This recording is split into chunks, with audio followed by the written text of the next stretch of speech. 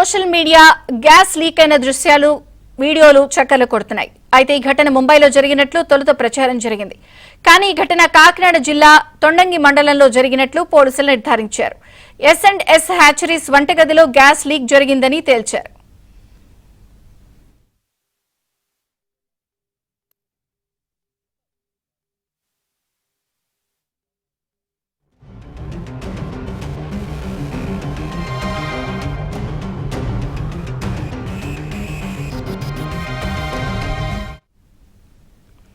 ఓ మహిళ తమ ఇంట్లో గ్యాస్ స్టవ్ కు సిలిండర్ బిగిస్తున్న సమయంలో ప్రమాదవశాత్తు గ్యాస్ పైప్ ఊడిపోయింది.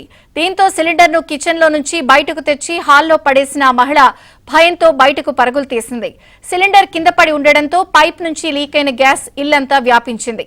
కొన్ని క్షణాలకు గ్యాస్ రావడం ఆగిపోవడంతో ఇంట్లోకి వచ్చిన మహిళ మరో వ్యక్తి సాయంతో సిలిండర్ ను అక్కడి నుంచి తీయడానికి ప్రయత్నించింది. అయితే అప్పటికే ఆ ప్రాంతమంతా గ్యాస్ లీక్ అవడం, లైట్లు ఆన్ చేసి ఉండడంతో వంటగదిలో ఒక్కసారిగా పేలుళ్లాంటి శబ్దం వచ్చి భారీగా మంటలు ఎగిసిపడ్డాయి. ఇంట్లో ఉన్న సీసీ కెమెరాలో ఈ భయానక దృశ్యాలు రికార్డ్ అయ్యాయి. ఈ ఘటనలో మహిళ సహా యువకుడికి గాయాలు కాగా మరో యువకుడు మృతి చెందాడు.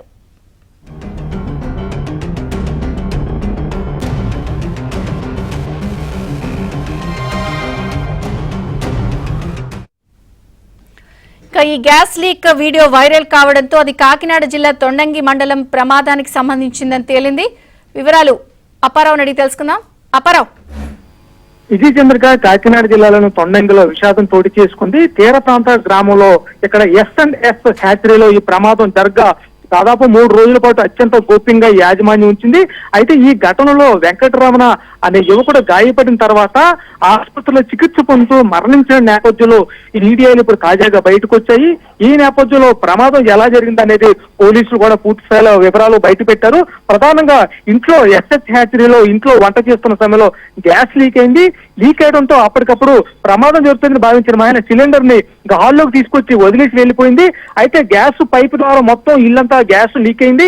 అయితే జరిగిన తర్వాత కూడా వీళ్ళందరూ బయటకు వెళ్ళిపోయిన తర్వాత ఏమాత్రం మంటలు రాకపోవడంతో తిరిగి మళ్ళీ ఏమైందో చూద్దామని చెప్పి మహిళ ఏదైతే వెంకటరమణ యువకుడు ఇద్దరు కూడా లోపలికి వెళ్లారు.